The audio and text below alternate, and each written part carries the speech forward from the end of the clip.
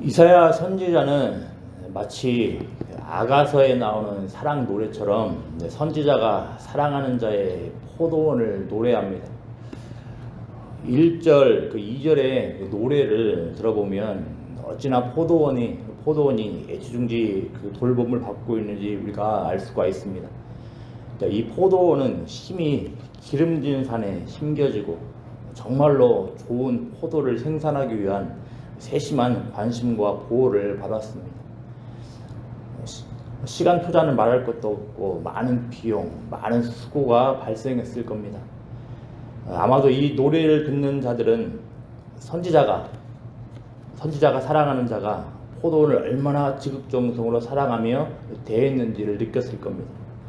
하지만 2절 하반부에 나오는 노래 가사의 내용이 심상치가 않습니다. 선지자가 사랑하는 자가 심은 그 포도원에서 좋은 포도가 맺기를 바랐는데 들포도를 맺은 것입니다. 더 정확하게는 들포도라는 것은 다른 품종이겠죠. 그러니까 이게 더 정확하게는 굳이 표현을 하자면 시큼시큼하고 썩어버릴 것 같은 포도를 맺은 겁니다. 자, 그렇게 많은 수고와 헌신과 사랑으로 가꾸었는데 기대했던 바를 완전히 뒤집는 몹쓸 포도가 나온 것입니다. 3절부터 6절까지는 이사야 선지자에서 선지자가 사랑하는 자, 곧 여호와로 화자, 말하는 자가 바뀝니다. 직접적으로 화자의 신분이 누구인지 드러났기에 이 노래의 청자들은 이 노래의 내용이 무엇인지 조금씩 감이 잡혀질 겁니다. 바로 여호와께서 농부인 그 여호와와 포도원 사이에서 사례를 판단하라고, 곧 좋은 포도가 아닌 들포도가 나온 이 결과에 대하여서 사례를 판단하라고 예루살렘 주민과 유다 사람들에게 지금 촉구를 하고 있기에 이 말을 들은, 이 노래를 받은 청자들은 틀림없이 이 노래의 심각성을 인지했을 겁니다.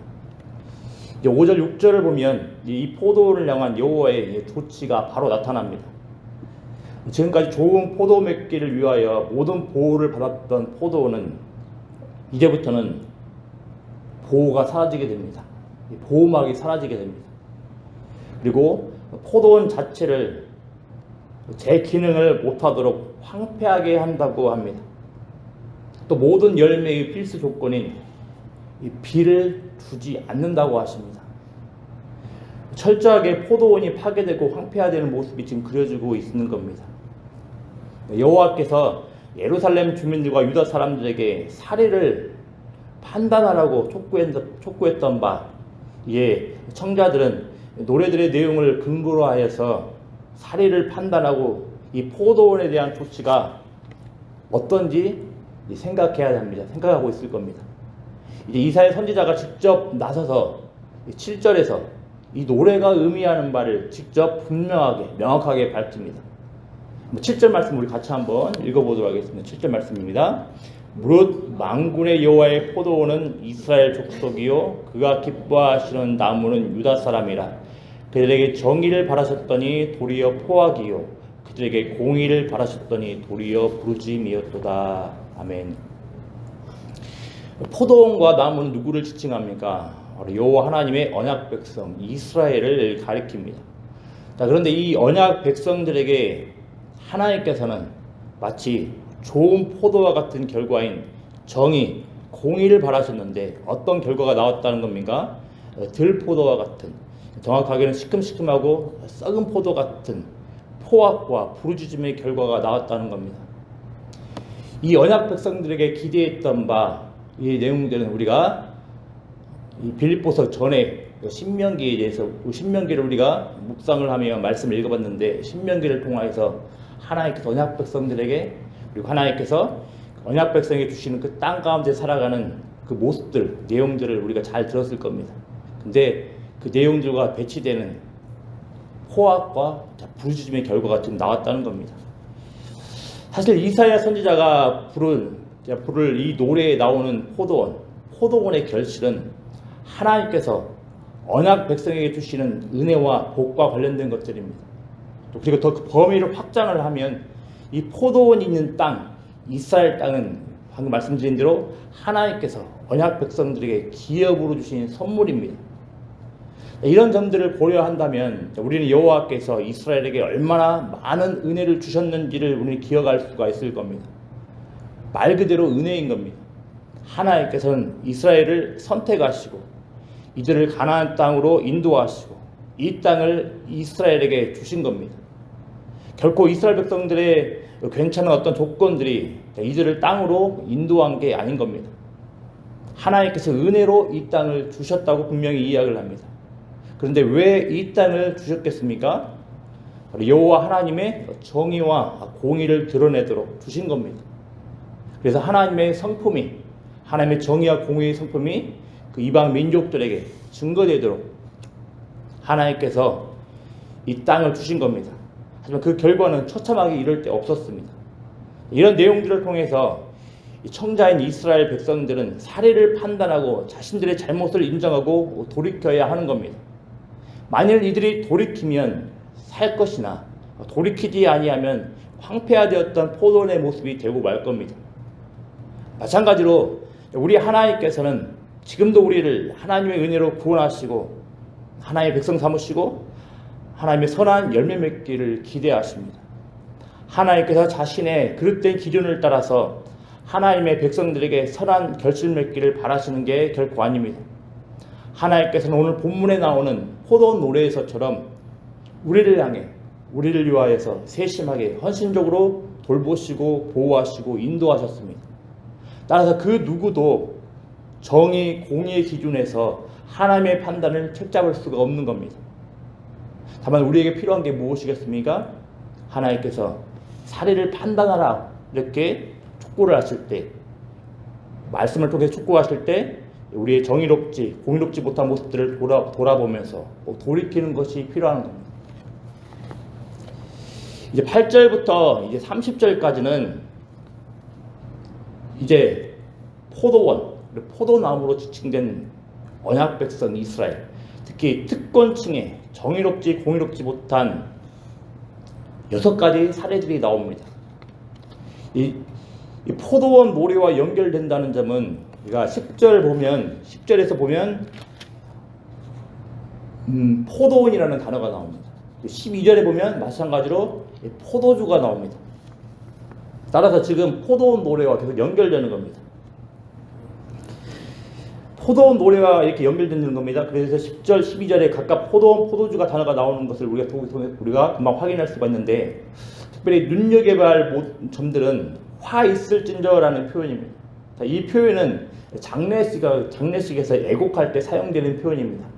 자, 그런데 이 표현들이 정의롭지 못하고 공의롭지 못한 특권층에게 사용된다는 것은 하나님의 진노가 얼마나 이들에게 강렬한지를 지금 우리가 알 수 있는 겁니다. 그래서 이어서 살펴보면 8절부터 10절 말씀에서는 여호와께서 언약 백성에게 주신 땅, 기업을 탐내는 자들의 정의롭지 공의롭지 못한 모습들이 나옵니다. 하나님께서 언약 백성 이스라엘 백성들에게 각각에게 땅을 기업으로 주셨습니다. 그런데 이 특권층들, 일부 특권층들이 자기들에게 주신 그 땅으로 만족하지 못하고 다른 형제의 땅을 욕심을 내며 그들의 땅을 거둬간 겁니다. 그들의 땅을 욕심을 내면서 그들의 땅을 소유하게 된 겁니다.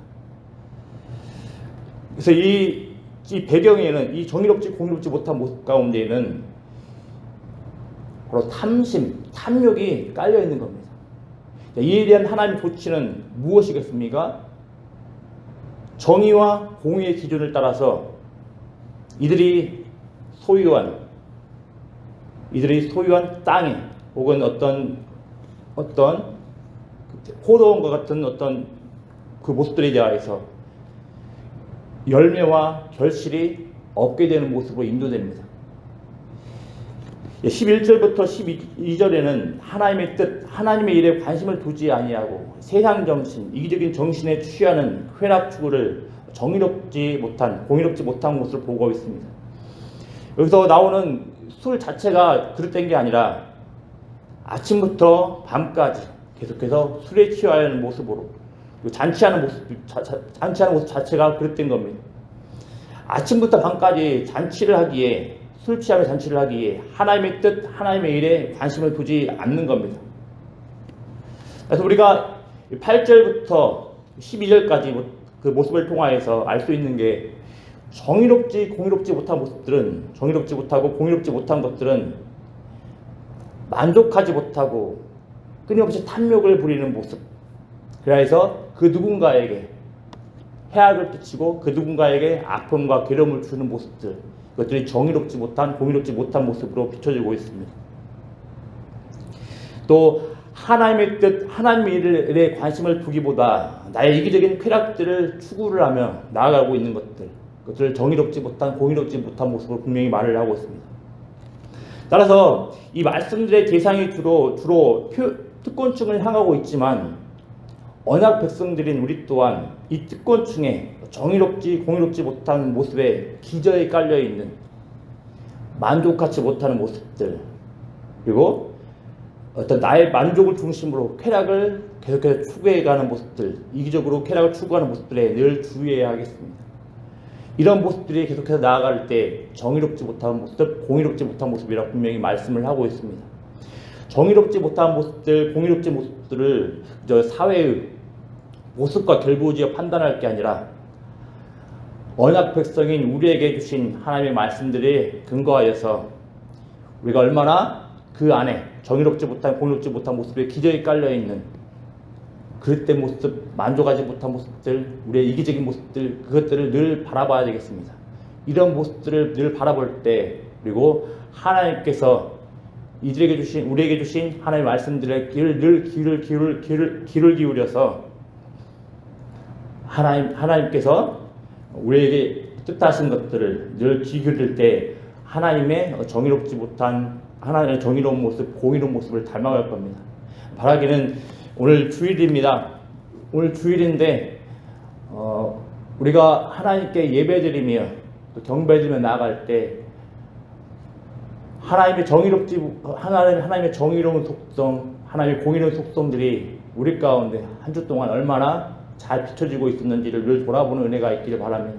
혹여나 그런 모습들이 없었다면 다시 회개하면서 우리를 통하여서 하나님의 정의와 공의가 드러낸다는 것을 늘 돌아보면서 다시 이런 모습들이 회복되는 은혜가 있기를 기도합니다. 기도하겠습니다. 아버지 하나님, 우리들의 그릇된 마음과 그릇된 생각들을 돌아볼 수 있도록 은혜 더하여 주시길 소망합니다.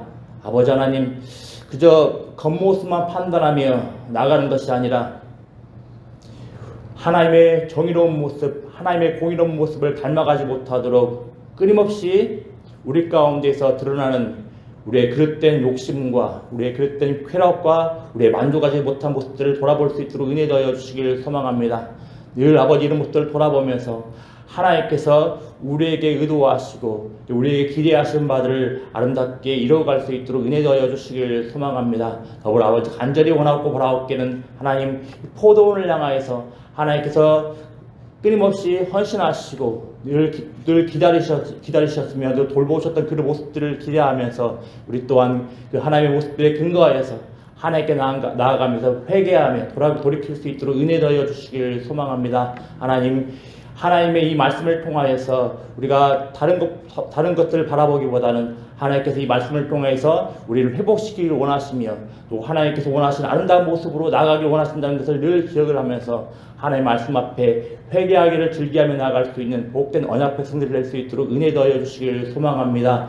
특별히 오늘 주일입니다. 오늘 주일 가운데 하나님의 백성들이 하나님을 예배할 때 하나님 영광 받아 주시옵시고 무엇보다 아버지 하나님 예수 그리스도의 십자가의 은혜로 하나님께 나아가며 한 주 동안 하나님의 정의롭지 못한 모습들, 공의롭지 못한 모습들에 닮아가지 못하였던 그 모습들을 돌아보며 회개할 수 있는 복된 은혜가 있을 수 있도록 은혜 더하여 주시기를 소망합니다. 그래서 이 예배를 통하여서 다시 한번 한 주를 살아갈 수 있는 그 놀라운 능력과 힘을 보여받을 수 있도록 하나님 복 내려 주시옵소서. 감사를 드리며 예수님의 이름으로 기도드리옵나이다. 아멘.